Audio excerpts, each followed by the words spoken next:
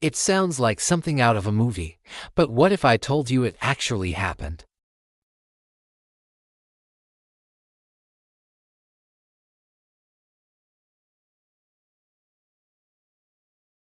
One clash of steel, one brilliant strategy, or one fatal mistake can send ripples through time, shaping the world we live in today in ways we can't even imagine. Today, we're not just talking about any battle.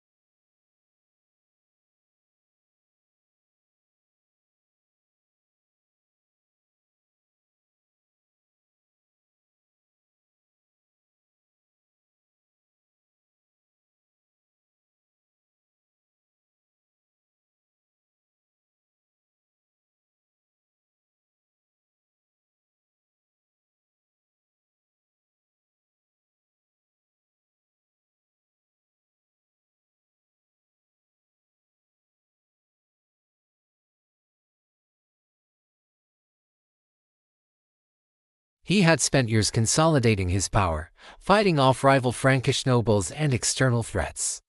He understood that the Umayyad incursions weren't just random raids, they were a systemic threat to his power and the future of his kingdom. He knew a confrontation was inevitable. The leader of the Umayyad forces was Abd al-Rahman al-Ghafiqi, the governor of Al-Andalus.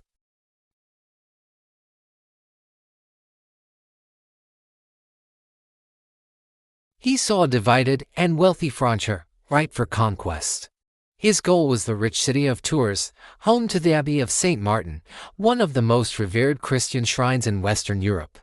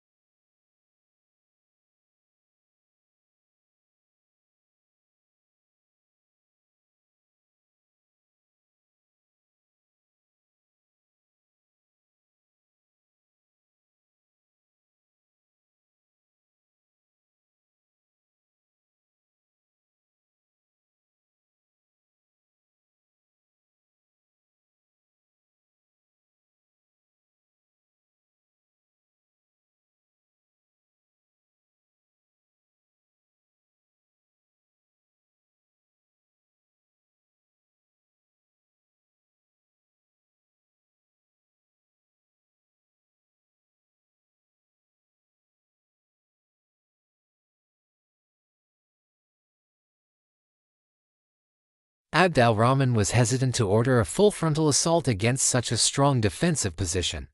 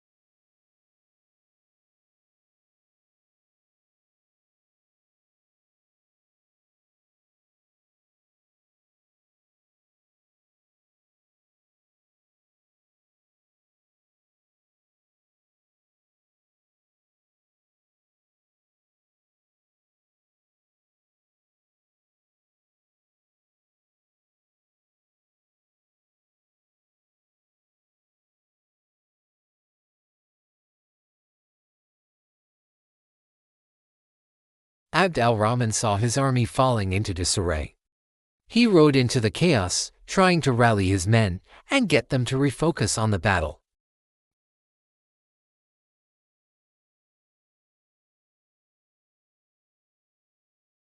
The death of their commander shattered the morale of the Umayyad army.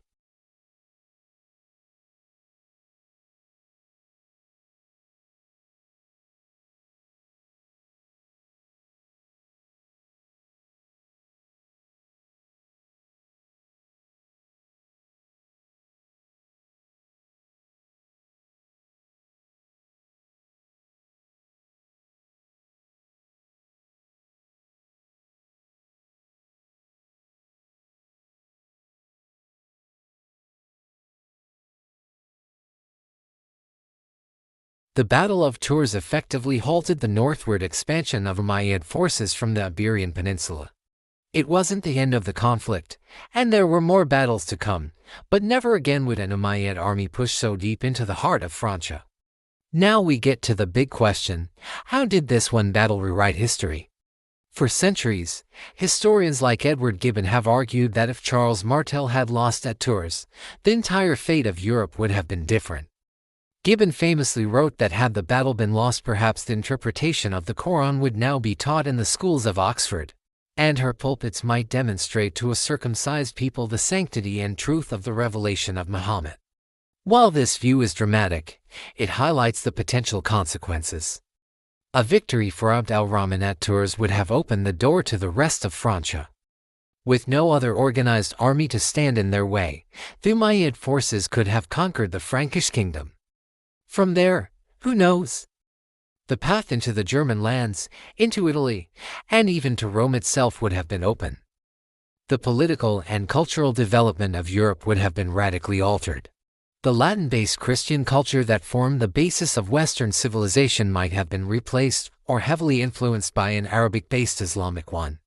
The Renaissance, the Reformation, the Age of Enlightenment, all these pivotal moments in Western history, rooted in a specific Greco-Roman and Christian heritage, might never have happened. Or at least not in the way they did.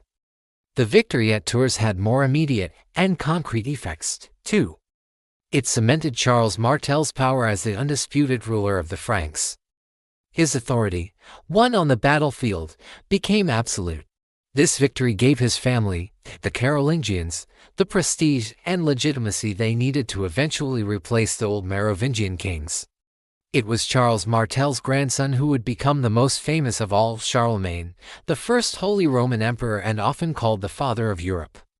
Without the Hammer's victory at Tours, the Carolingian dynasty might never have risen, and the Empire of Charlemagne, which laid the political and cultural foundations for modern-day France, Germany, and Italy, might never have been born.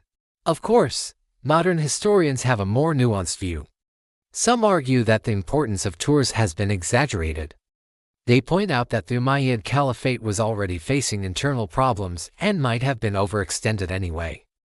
They see the expedition as a large-scale raid for plunder, not a full-blown invasion with the intent of permanent conquest.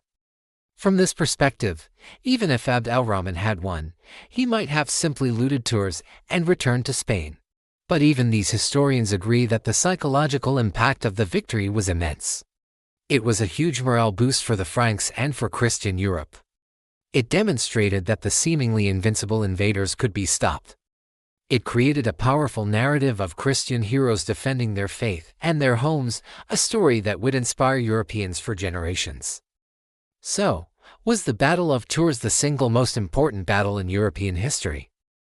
Maybe, maybe not. But it undeniably stands as a critical turning point. It was a moment where the future hung in the balance, decided by the courage of soldiers on a cold October day, and the strategic brilliance of a commander who would become known as the Hammer. It serves as a powerful reminder that history is not a foregone conclusion. It's shaped by choices, by conflict, and by moments where everything could have gone a different way. The world we live in today is a direct descendant of that brutal clash nearly 1,300 years ago. Thanks for watching. If you found this journey back in time fascinating, please hit that like button and subscribe for more deep dives into the events that shaped our world. Let me know in the comments what other historical turning points you'd like to see covered. See you in the next one.